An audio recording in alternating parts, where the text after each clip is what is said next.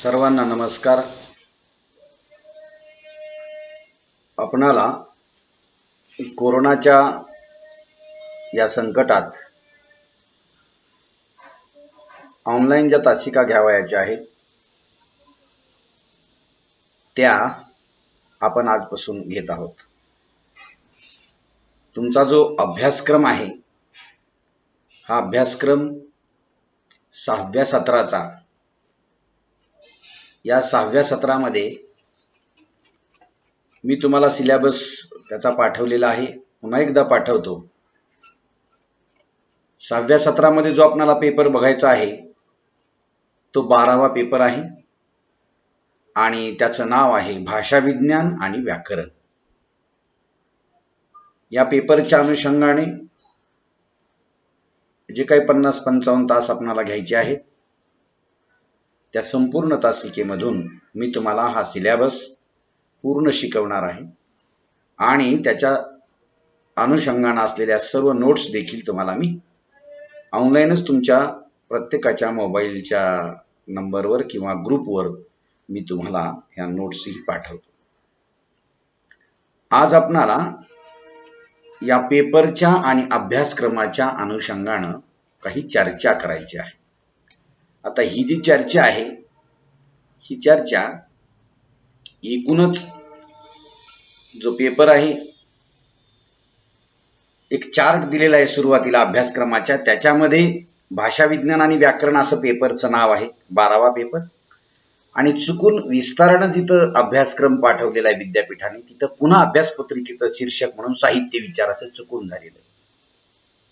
तर ते तसं न वाचता भाषा विज्ञान आणि व्याकरण असं आपण ते वाचायचं. तर हा जो अभ्यासक्रम आहे भाषा विज्ञान आणि व्याकरण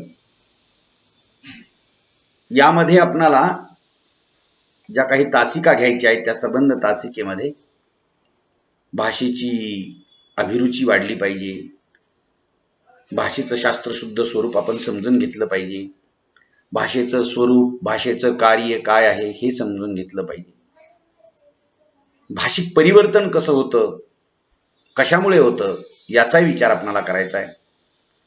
ऐतिहासिक भाषा विज्ञान म्हणजे काय याचाही विचार करायचा आहे. प्रयोग विचार, विभक्ती विचार असं काही व्याकरणाच्या अनुषंगाने देखील आपणाला या पेपरचा विचार करावयाचा आहे.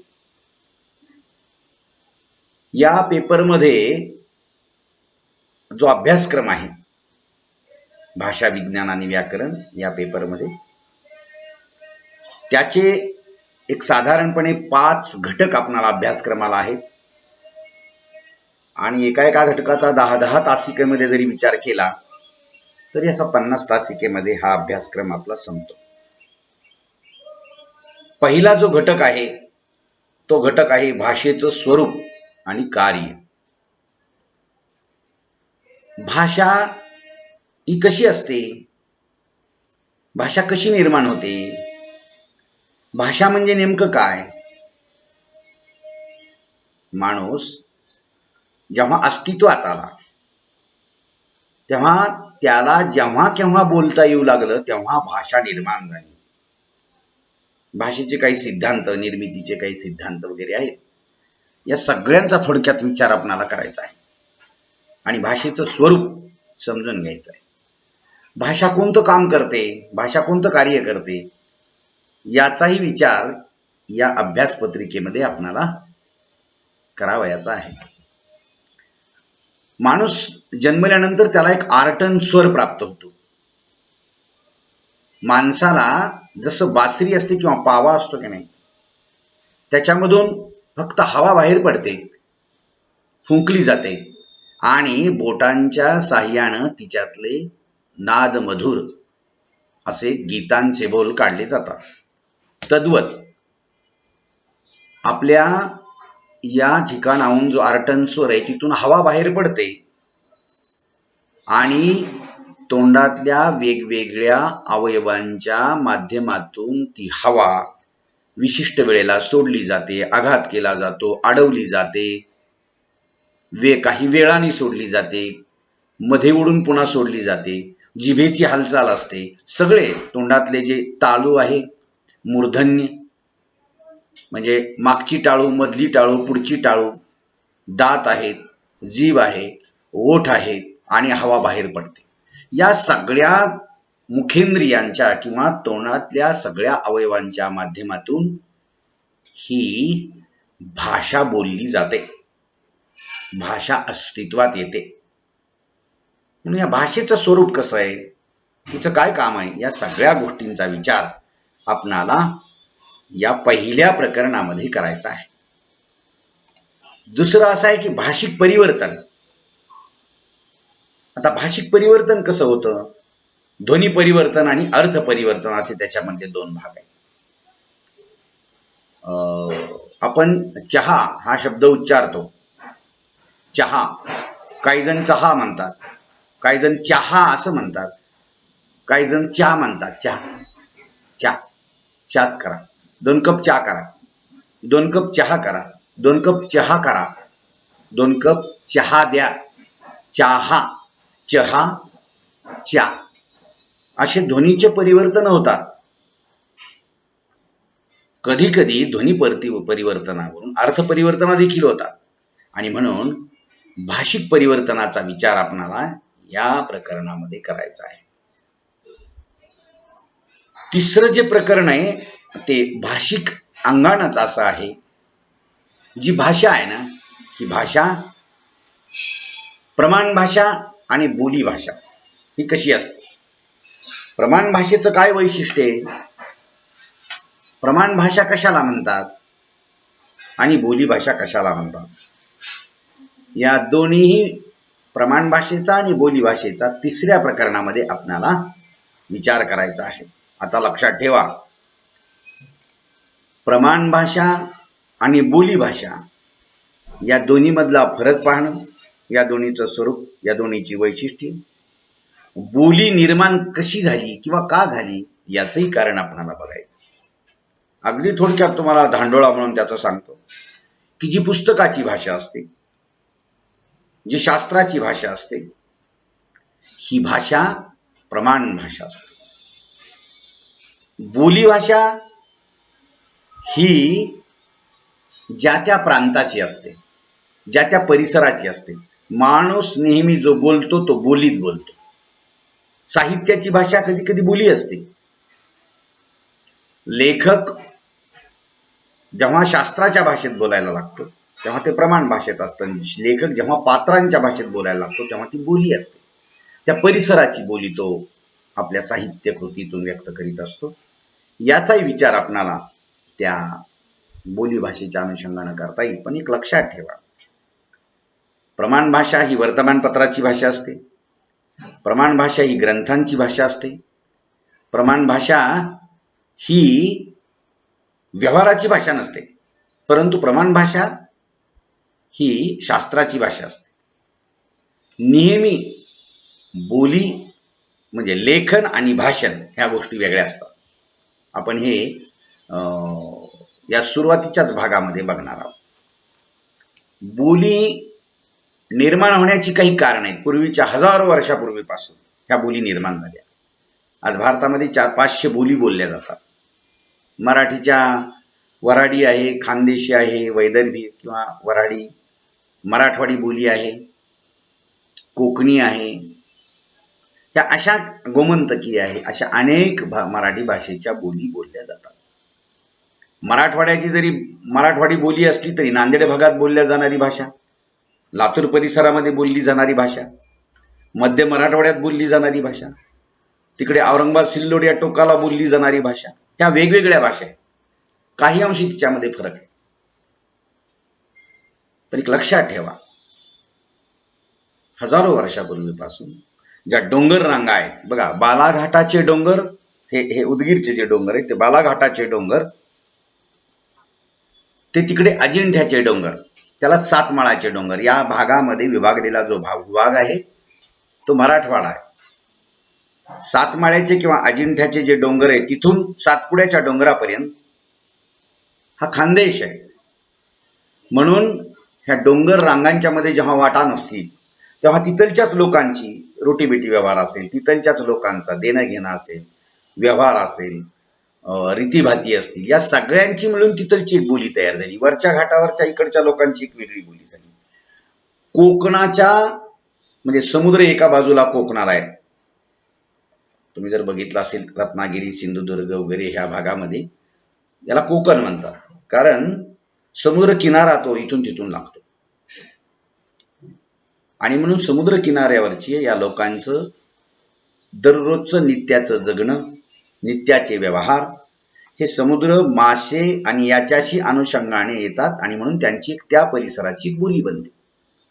म्हणून ज्या त्या भूभागाची एक विशिष्ट बोली बनलेली आहे आणि ती बोली काही अंशी आजही बऱ्याच बोली होत्या. आता भारतामध्ये बोलल्या जाणाऱ्या अनेक बोली ह्या नेस्तनाबूत झालेल्या आहेत. माणसं संपली की बोली तिथलची संपली. काही थोडीच लोक अशी काही बोली बोलणारे होते, काही बोली बोलणारे लोक गेल्यानंतर ती बोली संपलेली. परंतु या बोलीचा आणि प्रमाण भाषेचा विचार आपणाला या प्रकरणामध्ये करायचा आहे. विभक्ती विचार चौथं प्रकरण आहे. विभक्ती. आता विभक्ती जे आहेत, शब्दाला लागणारे जे प्रत्यय असतात ते विभक्तीचे प्रत्यय असतात. ह्या विभक्तीचा विचार करायचा आहे. हे व्याकरणाच्या अनुषंगाने जे दोन प्रकरण आहेत, विभक्ती विचार आणि प्रयोग विचार, हे तुम्हाला सविस्तर मी सांगणार आहे, कारण सगळ्या स्पर्धा परीक्षेमध्ये याचा विचार केला जातो.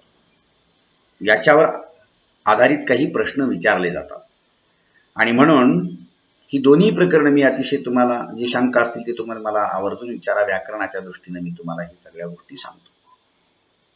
विभक्ती 8 प्रकारच्या असतात. प्रथमा, द्वितीया, तृतीया, चतुर्थी, पंचमी, षष्ठी, सप्तमी आणि संबोधन. प्रथमा विभक्तीमध्ये फुल विभक्तीला प्रत्यय नसतो म्हणून ती प्रथमा असते. द्वितीयाला सला ते सला नाते, तृतीयाला ने, ये आणि शी, चतुर्थीचे सला ते सला नाते, पंचमीचे ऊन आणि हुन, षष्टीचे चा ची चे, सप्तमीचे त ई आ आणि अष्टमी नसते, संबोधन असतं आणि तिथं फुला. प्रथमा विभक्तीत मूल असेल तर संबोधनामध्ये अरे मुला असं संबोधित केल्या जातं म्हणून ती संबोधन अशी 8व्या विभक्तीला म्हणतात. अशी विभक्तीचे 8 प्रकार आहेत. ते तुम्हाला मी सविस्तर कशाचे कसे प्रत्यय लागतात हे सांगतो. आणि शेवटचा जो टॉपिक आहे त्याचं नाव आहे प्रयोग विचार. आता हा प्रयोग विचार जो आहे हाही व्याकरणाचाच एक भाग आहे. हा जो प्रयोग आहे की नाही, हा कर्मणी, कर्तरी आणि भावे किंवा कर्तरी, कर्मणी आणि भावे असे 3 प्रयोग आहेत. कर्त्यानुसार जर क्रियापद बदलत असेल तर कर्तरी प्रयोग. लक्षात ठेवा ढोबळ अर्थानं. कर्त्यानुसार क्रियापद जर बदलत असेल तर कर्तरी प्रयोग, कर्मानुसार क्रियापद बदलत असेल तर कर्मणी प्रयोग, आणि कर्त्यानुसार आणि कर्मानुसार दोन्हीनुसार बी जेव्हा बदल होत नसेल क्रियापदात तर तो भावे प्रयोग असतो. या ढोबळ अर्थाने तुम्हाला मी या अभ्यासक्रमाचा धांडोळा फक्त सांगितलेला आहे, हे लक्षात ठेवा. आता ही जी अभ्यासपत्रिका आहे या अभ्यासपत्रिकेला देखील 75 गुण अभ्यासक्रमानुसार आहेत. जेव्हा परीक्षा होईल तेव्हा ती परीक्षा ऑब्जेक्टिव्ह होईल, डिस्क्रिप्टिव्ह होईल, कशी होईल माहित नाही. त्या वेळेला ते विद्यापीठाचं परिपत्रक येईल, तशी तुम्हाला मी माहिती याच्या अनुषंगाने दिली. पण अभ्यासक्रमानुसार जर तुम्हाला सांगायचं ठरलं तर अंतर्गत मूल्यमापन CA म्हणून आहे 35 गुणांचं. याच्यामध्ये 10 गुणांच्या 2 घटक चाचणे, 10 गुणांच्या असे 20 गुण आहे. होम असाइनमेंट म्हणजे गृहपाठ आहे तुम्हाला 10 गुणाला, आणि एक चर्चा सत्र आहे 5 गुणांसाठी, असं 35 गुणांची विभागणी. तर विद्यापीठाची 40 गुणांची जी परीक्षा आहे SEC किंवा ESE त्याला म्हणतात. तुमच्या गुणपत्रिकेवर CA आणि ESE असं येतं पहा, ते त्याचे गुण असतात. CA म्हणजे अंतर्गत मूल्यमापनाचे आणि ESE म्हणजे विद्यापीठाच्या परीक्षेची. आता ही 40 गुणाची विद्यापीठाची परीक्षा आहे.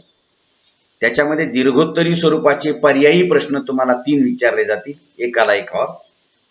म्हणजे पहिला प्रश्न विचारला जाईल त्याला एक और विचारला जाईल, दुसरा प्रश्न विचारला जाईल त्याला एक और, तिसरा विचारला जाईल त्याला एक और. असे 10 गुणांचे 3 प्रश्न त्या एकमेकाला और विचारले जातील. ते 30 गुणांचे असतील.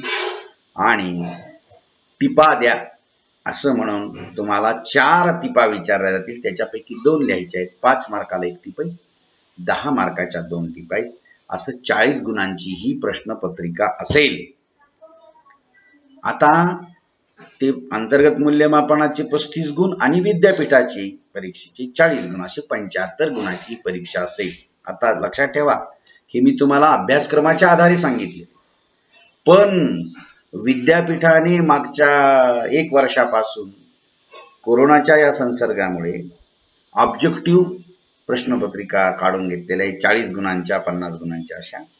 तर त्यावेळेला जे विद्यापीठाचं परिपत्रक येईल त्याच्यानुसार मी तुम्हाला ते सगळं सांगेल. जशी जशी प्रश्नपत्रिका स्वरूप येईल तसं तुम्हाला त्याचे काही नमुना प्रश्न पाठवेल आणि सांगेल. पण एक तुम्ही सगळ्यांनी लक्षात ठेवा, तर हा अभ्यासक्रम असा आहे आणि प्रश्नपत्रिकेचं प्रारूप असं आहे. सगळ्यांनी आपल्या घरातल्या सगळ्या माणसांना, स्वतः सगळ्यांनी सुरक्षित राहा. एकमेकाच्या संपर्कात येऊ नका. किमान 5 ते 6 फुटाचं अंतर ठेवा. खोकलत असताना तोंडावर हातरुमाल ठेवा.